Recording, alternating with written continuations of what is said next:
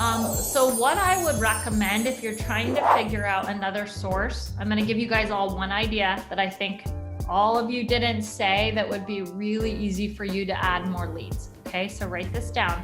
When you're thinking about the segments, like we just talked about divorce a moment ago, another segment that I think is really easy to go after, and you just have to provide some value, is corporate accounts. Okay, so a corporate account, if I could teach you how to go and get one listing appointment, you would all be excited. But if I could teach you how to get 10 listings from one account, I would imagine you would be ecstatic, right?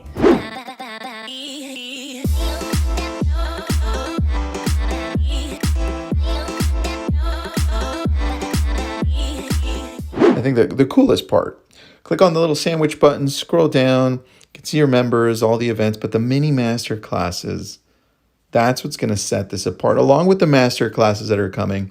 But now you can click on the mini master class that you like. It's broken down into sections. You've got the process here. You can scroll down, watch the video if you want. They're not very long. They're about 5 minutes each. And you can go and click on the PDF, and there you have all the notes for that specific mini master class. To me,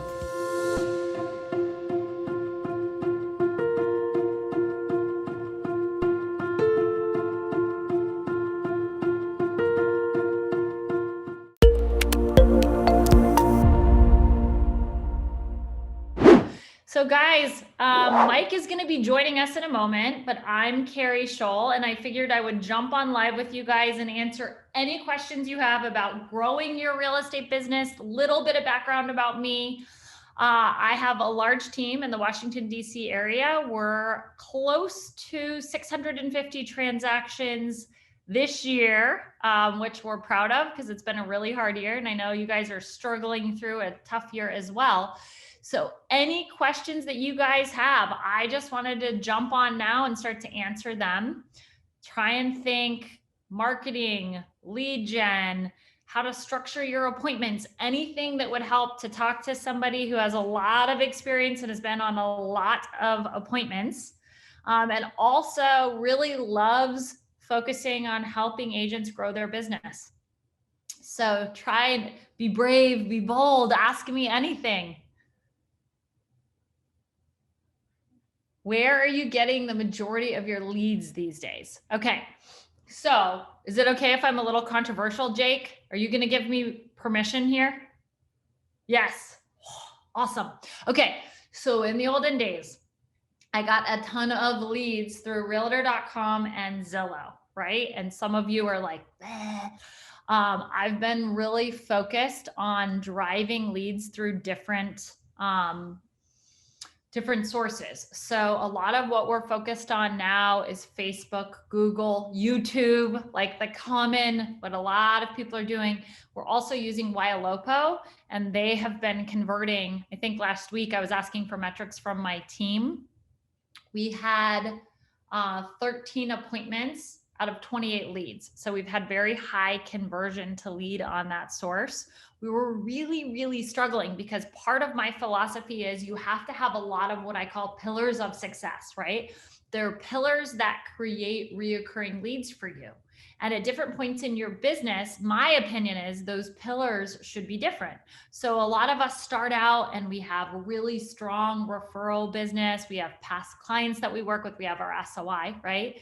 And that starts to help us scale. But the problem is when we start inputting team members into that system to free up some of our time and to create additional income, right? When we start to do that, we have to have lead sources where we can put money into those lead sources and scale.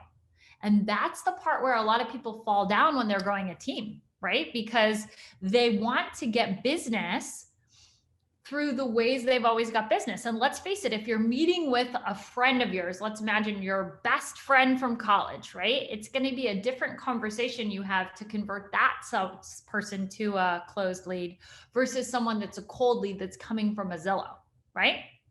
So what I help agents with is that tipping point when you go from more of a SOI business and you're focused on creating scale. Then you need the right systems and you need leads where you can put money in and leads come out and you can just up the money you're putting in to change your volume. Does that make sense to everybody? So I love doing a couple of platforms a little differently. Geofencing, we've been hyper focused on niches, right? So some of you know what geofencing is, some of you might not. It's when you take a virtual fence and you put it around a location. And since Facebook made it harder to target specific niches or specific geographic targets, right? You have to be a lot more broad. Geofencing is a way that we've been very effective at niche focused marketing. I was actually talking with a bunch of agents today on one of my coaching calls, and we were talking about, okay, well, what are the segments in 2022? Who are the segments that have to move, right?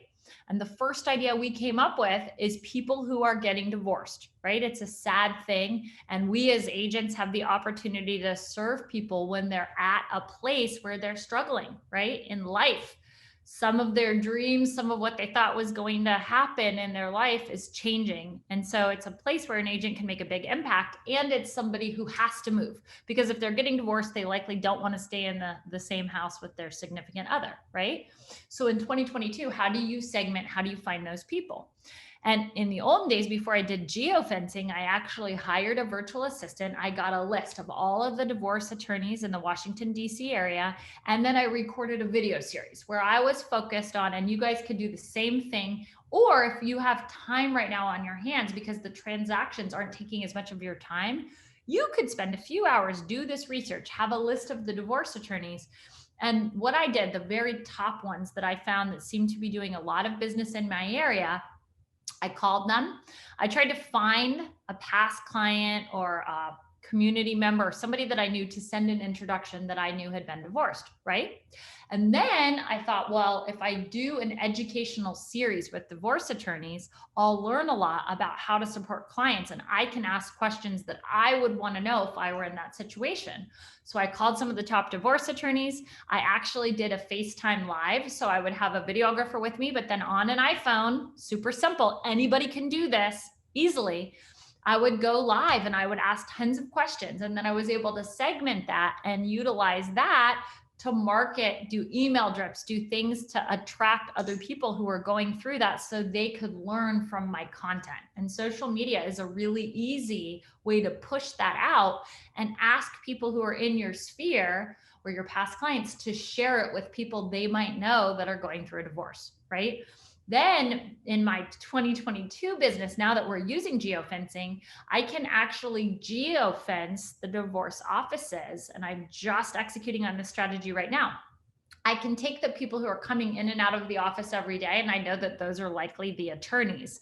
So I can send them one set of videos with geofencing, and then the people who are only coming once in a while, those are the clients. So I can send them different messaging. So my focus has always been really honing in on niches, right? Another thing that I'm excited about, which some of you are probably leaning back into the source, is direct mail. Most of the time, when the market is retracting, agents start cutting budget and they stop spending money on the most expensive solutions, right? So for me, I usually try and focus on how to reposition my marketing dollars. So if everyone's doing something, I move in the opposite direction. So in the beginning of my career, I built my business by focusing on getting new construction listings. And I wanted the new construction listings, but I knew that I was young and I didn't have a lot of experience selling new construction in the resale market. I had a ton of experience selling for builders and developers. I worked for NBR. So I knew how to sell new homes, but I didn't know how to get the listings. So I interviewed a couple of builders and I said, hey, what is preventing you from growing? And what they told me is, we just can't find enough land that is priced correctly to be able to build. So I did an entire marketing campaign just focused on finding the land so I could dangle that bait for the builders. So I think that's a really wise strategy today. If you're trying to figure out how to utilize direct mail, try and figure out how you can do it in a hyper-focused way. So today, we came up with a series that we're doing that's focused on the high net worth. So we're going $1 million to $2 million. And we're focused on the people who have a high sell score. So we actually used Remine to mine that data down from the list in a specific geographic area that was 1 million to 2 million and then 2 million and up. what is most likely to sell. And the cadence that we're direct mailing those people is based on the likelihood to sell score. So if they're ranked the very likeliest to sell, we're hitting them every month.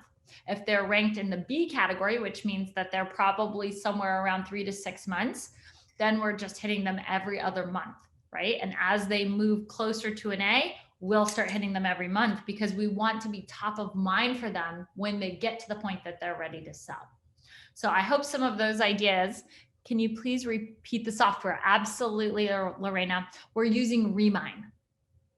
Okay, that's in my MLS. I don't know if you guys still have that, but that's a way of us really using consumer data. What Remine does is they layer a bunch of different consumer data, including credit card spending and evites and all this data that they gather. And then they tell us as the agent, 123 Main Street is likely to sell soon. So my philosophy on direct mail has been, I never want to spend money blanket doing direct mail because I'm spending money on so many people that are just not likely to sell. I think I get a higher return on the direct mail that I do by being niche focused. So in the olden days when I was doing the program for the builder's land, I focused on the proportion of the house value to the land value. And I wanted to make sure that the house value was less. That's right inside your MLS, at least it is inside mine.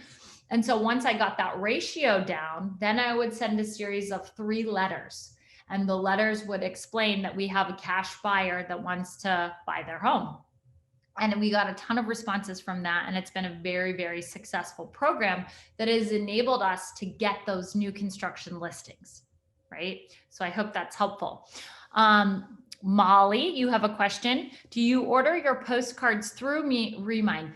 That's a great question. I do not. I try and source postcards that are less expensive and that I can do in bulk. So I take the lists, I sort the list by price point, that I run those lists through Remine, and my team does this. So I don't know exactly the steps that they use, but what we get on the other end is a list that we're sending that's based on the sell score, the price point, and the geography. And we layer those factors on top to send messaging that aligns with that segment of the market. So I hope that's helpful. Okay, guys, come on, ask me your questions. I'm here for you today. I want to support your growth. So whatever you have, you let me know. Can you guys answer a question for me? How many of you guys have team members that are on this right now? Are you guys solo agents or do you have team members? You have one that does solo. Solo and an unofficial team. Okay. Okay. Do you guys solo? Okay. So what's your biggest pain point right now? Is it leads? Is it your time? What are the things that are causing you guys, Lorena, Molly, Jan, are causing you guys to have stress in your business? Leads. Okay. How do you guys get your leads today? Going back to Jake's original question, what are you guys doing? I'm not stressed, just wanting to better grow my business. Nice, I love that. Molly, where do you get your business from today?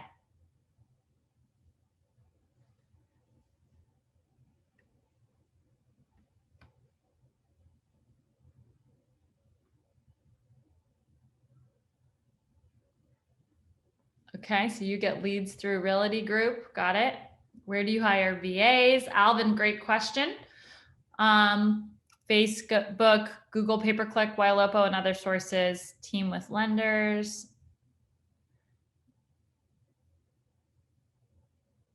Okay, great. Super helpful. Okay. Awesome.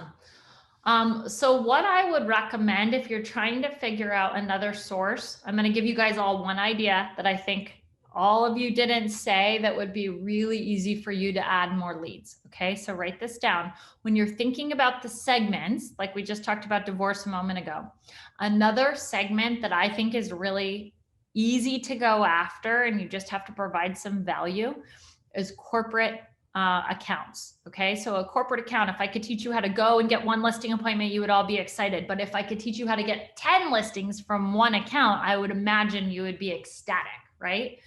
So here's the process. And I think it's super simple.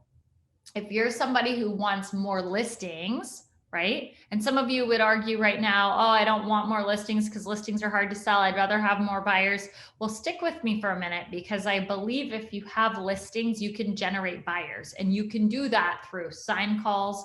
You can do it through open houses. You can do it through people who are asking to see the house that don't have an agent, right? There's a lot of ways to generate buyer business through listings. So stay with me for a minute on the corporate account side, and I'll teach you another corporate account that could get you some really high-end buyers in just a moment. But I would recommend that you go to retirement communities. And if you go to those retirement communities and you say, hey, I want to be a partner, you want to ask them questions about what would help them in their business, right? So whoever is responsible for making sure that the vacancy in the retirement community is low is the perfect person for you to talk to, because often there's a large down payment required for someone to go into a retirement home. So they have to do what before they can go? They have to sell their home. So the way that you can create a partnership that works really well and have a lot of business that comes from that is by getting in and talking to the person who that's their responsibility, and structuring a program. So whenever someone comes in and they need to sell their home, they can do that by using you. And you want to provide a lot of value. So one of the things that you guys probably know that I do, I have a lot of guarantees, right? And my guarantees have helped me get listings that I would have never got in the past.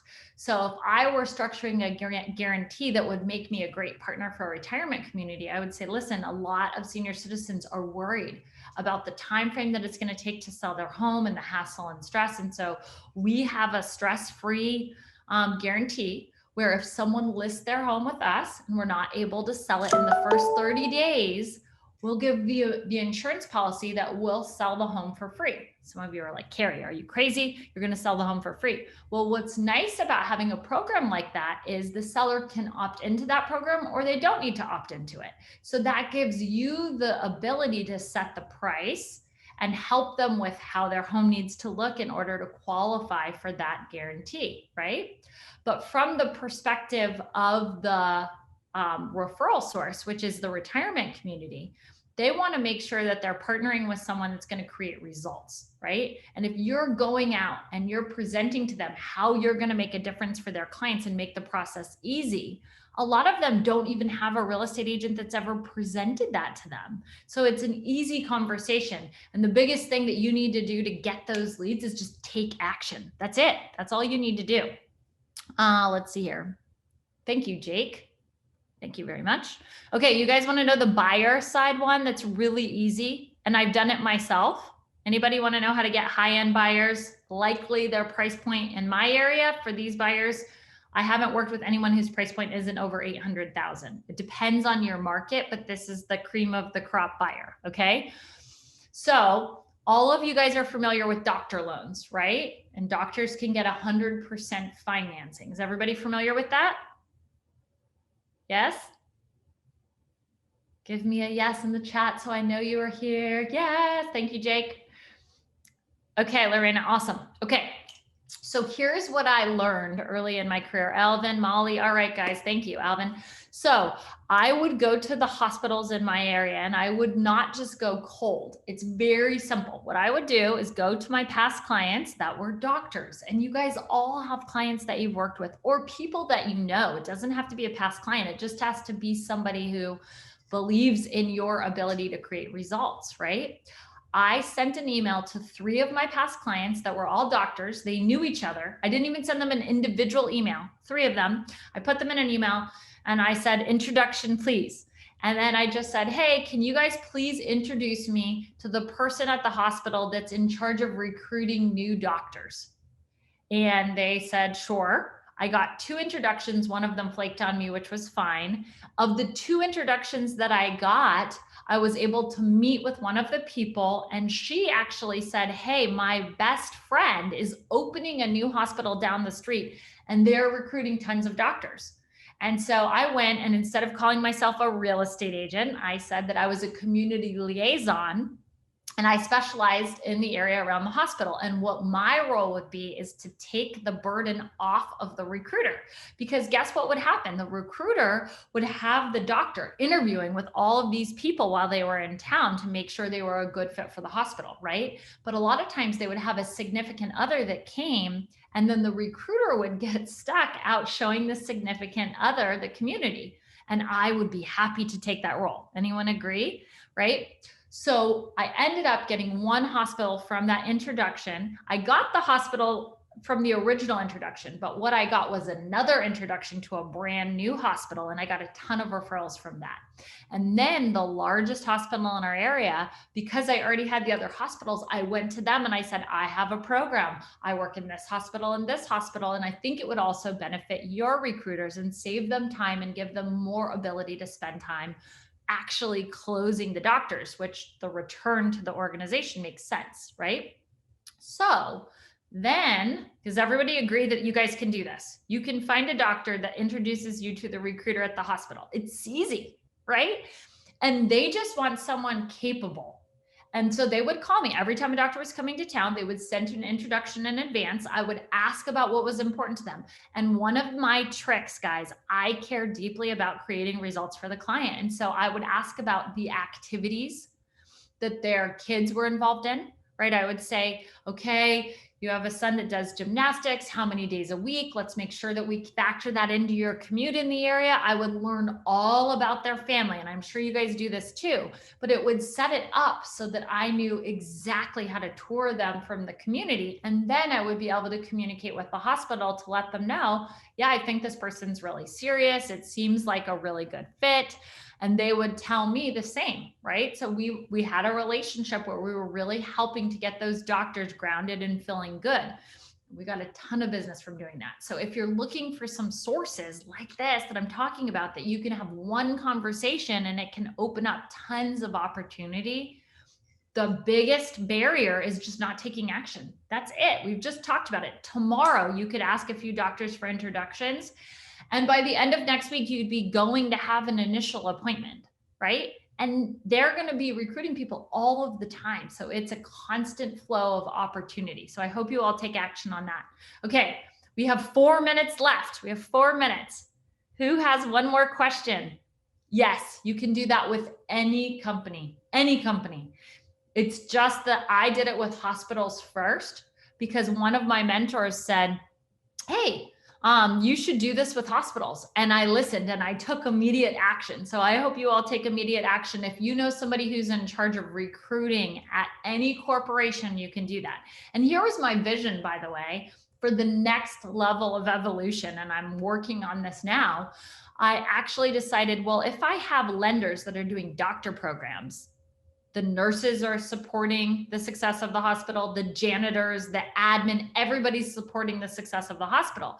And so I'm working on partnering with a few lenders to come up with a program where there's special benefits for everybody at the whole hospital. And then my goal is to be able to have seminars in the cafeteria that are just a lunchtime seminar where anyone from the hospital can attend, and they get certain benefits from coming to the event. You could do that with any company. You broaden it, you partner with a title company and a lender, and you structure something that's specific to that company. Okay, we just did that actually for firefighters and police officers too. We structured an agreement like that with a lender and a title company, and then we went and we just showed up and brought them cookies, and we said, hey, we would love to come back and do a presentation for your guys at the fire station, right? Or your team at the fire station. So you can just take this and figure out, what segments, who do I go to that's going to be grateful for a program showing gratitude? You could do it for teachers, right? You could go in a school and do a presentation about how to support their staff. Okay, you guys getting some good ideas here? I hope so. Any more questions for me? Oh, thank you, Molly. Thanks, Jake. Yeah, I love collaborative conversations. It's a little harder when I can't see you guys and talk to you, but I'm getting some good data through the chat here. Anybody have one more question they want to ask? Okay. Well, I'm going to leave you guys. Thank you so much for being here today with me. I will be here next month for our, the VA. Thank you for asking that again. So I have my VAs, they're from Serbia. And I was connected to them, much like the doctor program, right? I asked somebody that I knew that had VAs, and they connected me with somebody who thought this person was amazing. And now, thank you, Lorena. And now I actually have 3 VAs that are all from the same area of Serbia, and they're absolutely amazing. They're a lot more expensive than VAs from other parts of the world because they have to pay a really large tax. But my working relationship with them is so fantastic that I wouldn't trade it for the world. So I know that's not an easy way for you to go duplicate what I did, Alvin, but I don't have specific advice about a company to go through to hire a VA because I did it differently. You're welcome. Okay, guys. Bye. Thank you. Bye, Jake.